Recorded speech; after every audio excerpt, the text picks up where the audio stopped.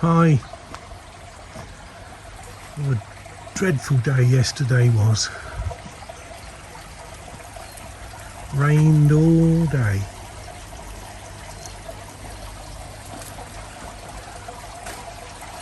Well, I got leaves down here, leaves all along here,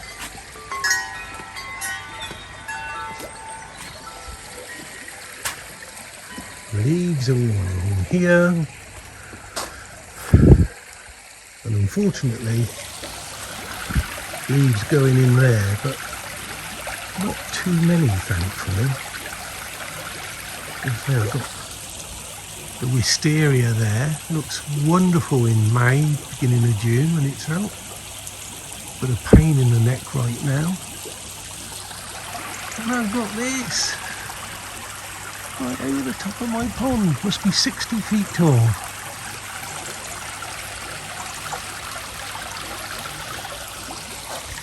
And unfortunately I'm to blame for this one because this one's mine. An enormous willow.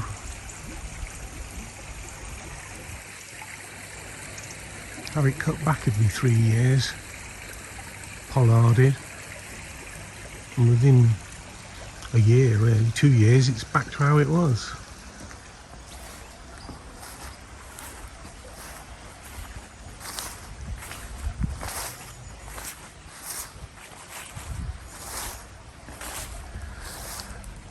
This is Julie, called Julie because it was the last present my sister bought me for my birthday before she passed away with breast cancer. Bless her. This is Arthur. Arthur because it's my wife's father's. Sadly gone from us as well. Beautiful cooking apple tree. Very old. It was here long before I got here. My rhododendrons are doing quite well. I haven't got naturally sort of acid soil, but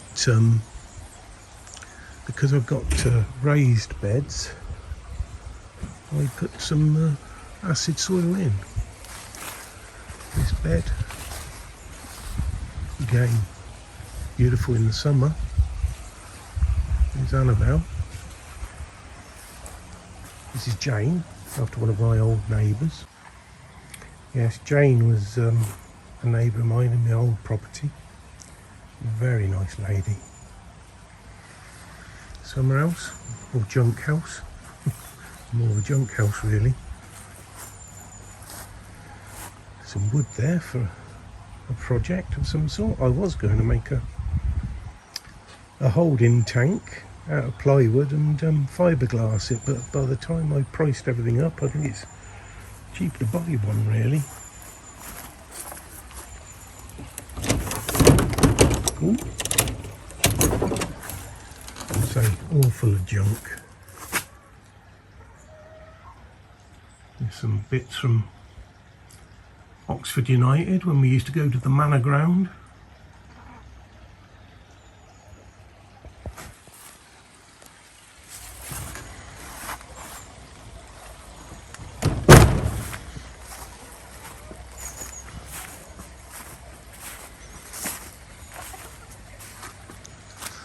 The chicken eating machines.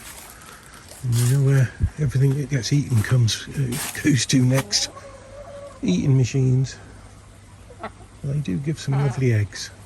That one's Carol Klein, the white one, after the gardener.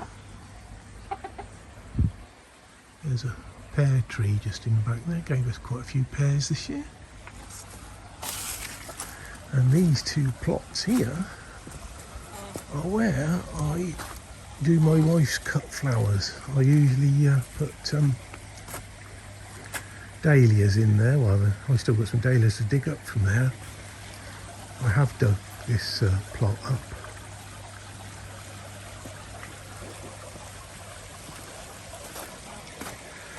again along there, Victoria plums, and a peach. Oh, there's a peach on the chicken house as well.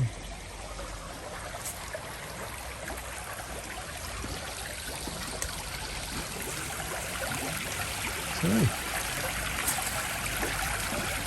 that's my garden really.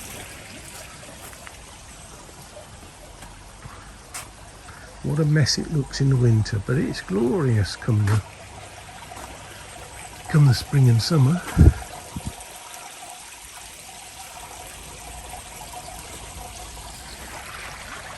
More rhododendrons in pots.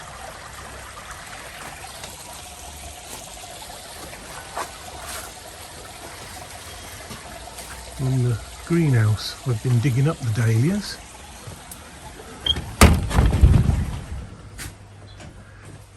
So dahlias are upside down in these pots so they drain off. So that's it really for the garden at the moment. Hi, welcome to FARMOOR KOI. I'm Tony. Before I forget, I've just got to thank Vince of Twisted Koi for the shout out the other day. That's very, very kind of him. And I'm amazed at the number of subscribers I've got so quickly, only after a few days. I think I've got 34 at the last count. But anyway, thank you all very much. As I say, I've probably joined this at the wrong end of the year, so not really much going on, probably from any of us, and some people are probably more active in the winter than others, including me. I'm not active, I'm a hibernator. But anyway, I've got a few things that I'm going to be hopefully doing on my pond, I think, and on my aquariums behind me.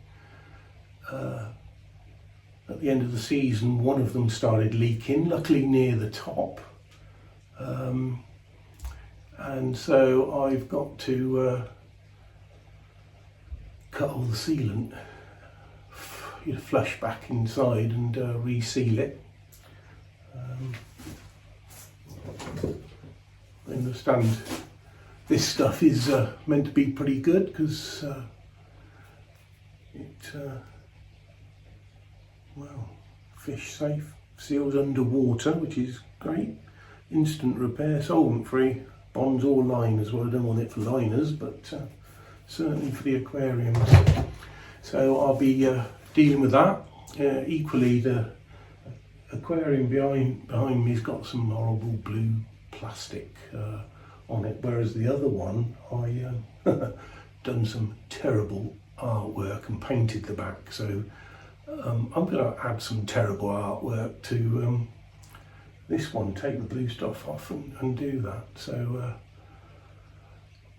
not too distant future, and I will get the kit out of it, and I'm going to have to lean it forwards and on its front to clean the back off and get painting.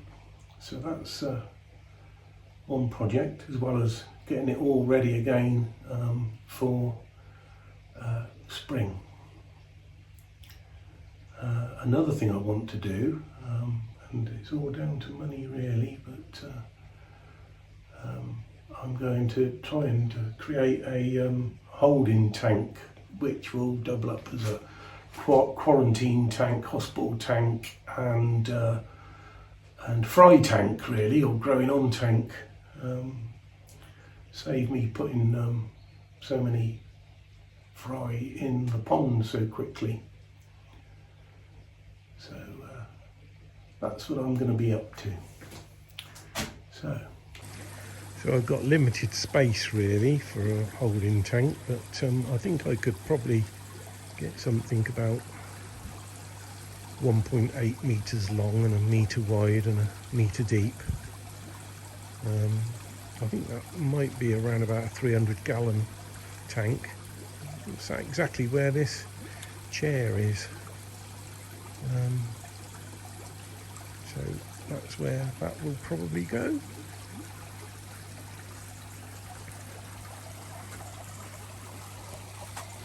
The fish are still reasonably happy in there. It's cold. I've gone under the 10 degrees. I'm 9.1 degrees C now. So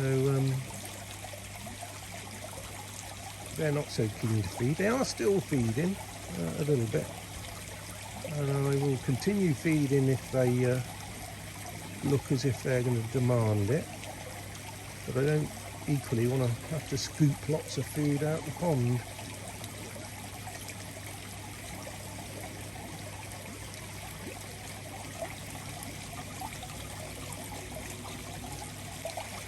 Another project I want to do is put some screening in front of these two backy showers. Make them look a bit prettier, a bit nicer.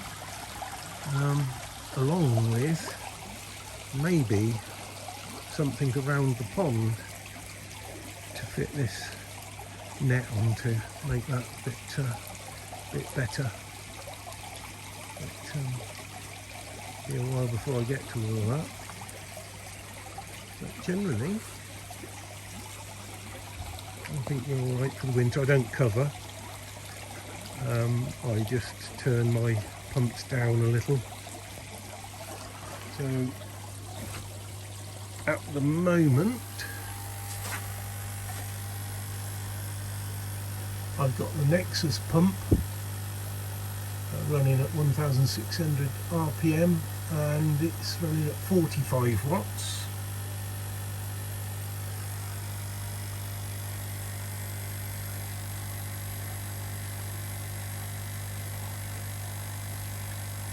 And I've got this VariFlow 30,000 running at 45%, I suppose. It goes up to 100 and it's on 80 watts. That's doing the backy showers.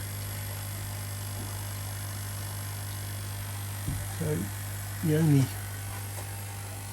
maintenance I'm really doing is regular cleaning still. I'll do that throughout the winter. And scooping out any leaves really. Constantly emptying the skimmer, which is that loose slab there. Might have to replace that with something lighter. I'm not getting any younger and that's quite heavy to lift off, so I might have to make a cover which is somewhat lighter for that. So that's about it really. So this is the tank that I want to deal with in the very near future, so they're ready. It's ready for next spring. I'm going to have to find somewhere to put all the stuff I'm storing inside it. That's all the plumbing and whatnot for that tank.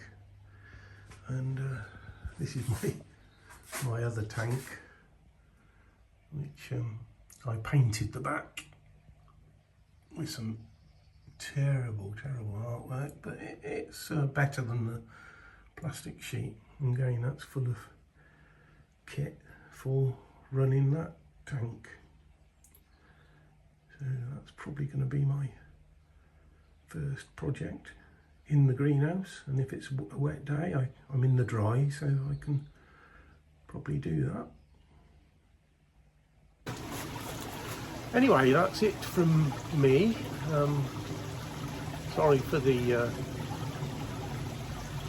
not very inspiring content, but that's what I'm going to be up to. I just want to repeat a big thank you to Vince from Twisted Koi for giving me a shout out. Really kind of him, and for all those that have subscribed to me so far. Very grateful indeed. And what a lovely community the koi pond enthusiasts and not forgetting their gardens and projects they get up to. Really enjoy them. So for this video, it's thank you very, very much from FARMOOR Koi, from me, from Tony. Goodbye for now.